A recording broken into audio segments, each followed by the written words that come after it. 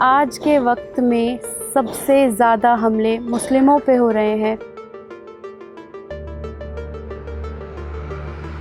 कई बार हमें petrol pump पर घेर लिया जाता है, कुछ संगठन के लोग होते हैं, वो तो सीधा बोलते हैं ये तो जिहादी पत्रकार है ना, नदीम अकरम तू ही है ना जो मुसलमानों के फेवर में दिखाता है।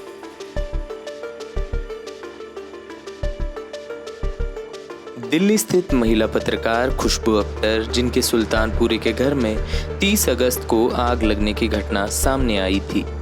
खुशबू पल पल न्यूज़ नाम का एक लोकप्रिय यूट्यूब चैनल चलाती है। उन्होंने आरोप लगाया कि सामाजिक उपद्रवियों ने उनका घर जला दिया है। सुल्तानपुर स्थित घर के तीसरी मंजिल में आग लगने की घटना सामने आई थी। खुशबू ने पुलिस थाने में अपनी शिकायत दर्ज की है। पुलिस अभी मामले की जांच कर रही है। द वायर ने पत्रकार खुशबू अख्तर से बात की। उन्होंने बताया कि साल 2017 से खुशबू और उनके भाई पल पल न्यूज़ नाम का यूट्यूब चैनल चलाते हैं, जिसमें वो विशेषतः मुस्लिम और अन्य पिछड़े समुदायों के मुद्दे उठाते हैं। संभवतः इसी के कारण मुझे निशाना बनाया जा रहा है। सुबह 6 बजे मुझे फ़ोन आया था। 6 बजे ये बोला गया कि आपके घर से आग लगी है या फायर ब्रिगेड जा चुकी थी। उसके बाद मैं थाने पे गई हूँ कि मुझे एफआईआर करानी है। एफआईआर कराने के लिए जो कांस्टेबल वहाँ बैठी होती हैं, उन्होंने मुझे चिल्लाया है कि इतनी बार फ़ोन कौन करता है। मैंने कहा मैम, जिसके घर में आग लगेगी वो आपको 50 बार भी फ़ोन करेगा। मैं पत्रकार हूँ और मुझे एफआईआर दर्ज करानी है। उन्होंने कहा जो होना था हो गया, अब आप जाओ। मैंने उनसे कुछ नहीं कहा, मैं वापस चली आई। उसके बाद मैंने डीसीपी को फ़ोन किया, मैंने एसीपी को फ़ोन किया।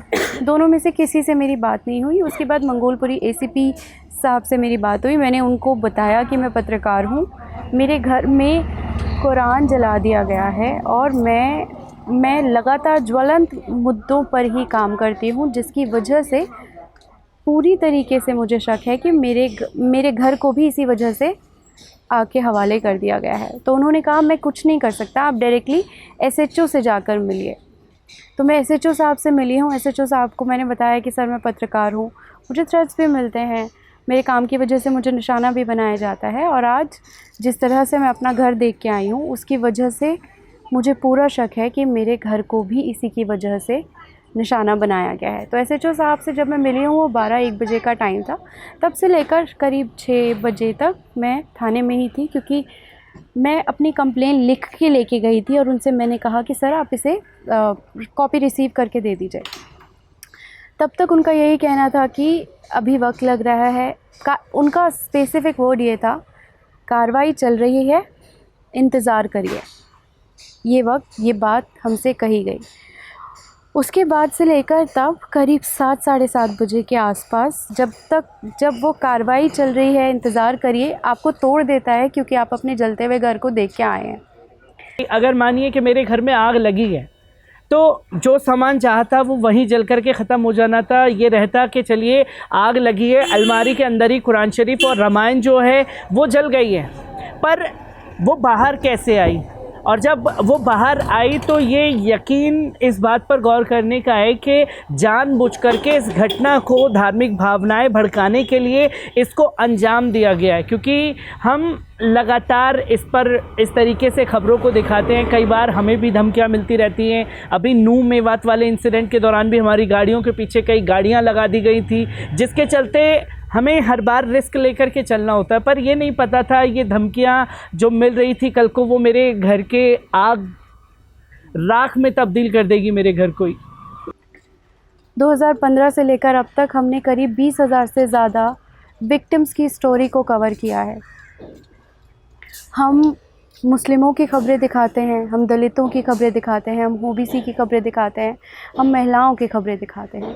और आज के वक्त में सबसे ज़्यादा हमले मुस्लिमों पे हो रहे हैं, तो हम मुसलमानों के घर को जलाना, बुलडोज़ कर देना, उनके साथ जितनी भी अत्याचार हो रहे हैं उनको दिखाते हैं, उनके पक्ष को दिखाते हैं, जिसकी वजह से हमें लगातार धमकियां मिलती हैं, हमें थ्रेट्स मिलते हैं।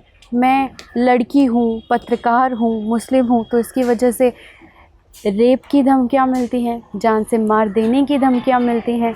और पल पल न्यूज़ लगातार सिर्फ़ और सिर्फ जो सताया हुआ इंसान है जिसके साथ गलत हुआ है उसकी ख़बरों को लगातार दिखा रहा है। हमारे काम की वजह से हमें लगातार थ्रेट्स मिलते हैं। सोशल मीडिया में जब आप हमारी ख़बरें देखेंगे, फ़ेसबुक में, यूट्यूब में और तमाम प्लेटफॉर्म्स पे आप देखेंगे तो वहाँ के कमेंट बॉक्स में भी आपको वो सारी चीज़ें देखने को मिलेंगी। हमें व्हाट्सएप पे लगातार धमकियाँ मिलती रहती हैं।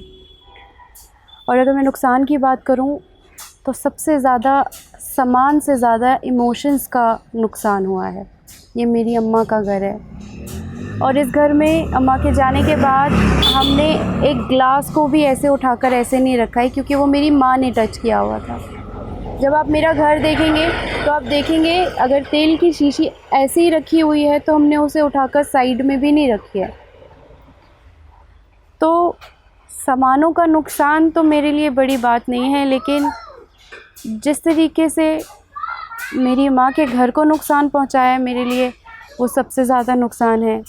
उसी के साथ ये कुरान शरीफ का जो बेअदबी की गई है वो मुझे नहीं लगता कि इतना छोटा नुकसान है कि हम उसके बारे में कुछ कह पाएंगे, क्योंकि अलमारी के अंदर कुरान शरीफ बंद करके रखी हुई थी और मेरे भाई हर हफ्ते हर 15 दिन में यहाँ आते हैं।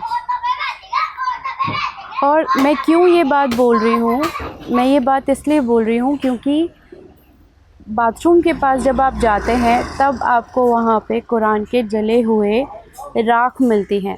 और कोई भी इंसान, कोई भी मुस्लिम इतनी हिम्मत नहीं करेगा, कोई भी कितना भी नफ़रत से भरा हुआ इंसान इतनी हिम्मत नहीं करेगा कि वो कुरान को बाथरूम के पास लाकर जला सके। जो कि आज के दौर में अगर पत्रकारिता की बात कर दी जाती है तो कई लोगों के मैसेज आ रहे थे, कई लोग जो चैनल को देखते हैं उन लोगों का ये था कि आज तो घर जलाया, कल को तुझे भी कुछ कर सकते हैं।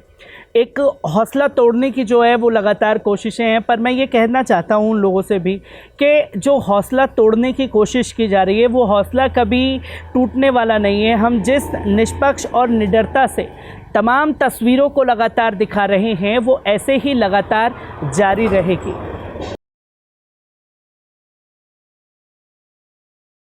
द वायर के और वीडियोस देखने के लिए सब्सक्राइब करें और बेल आइकन पर क्लिक करें।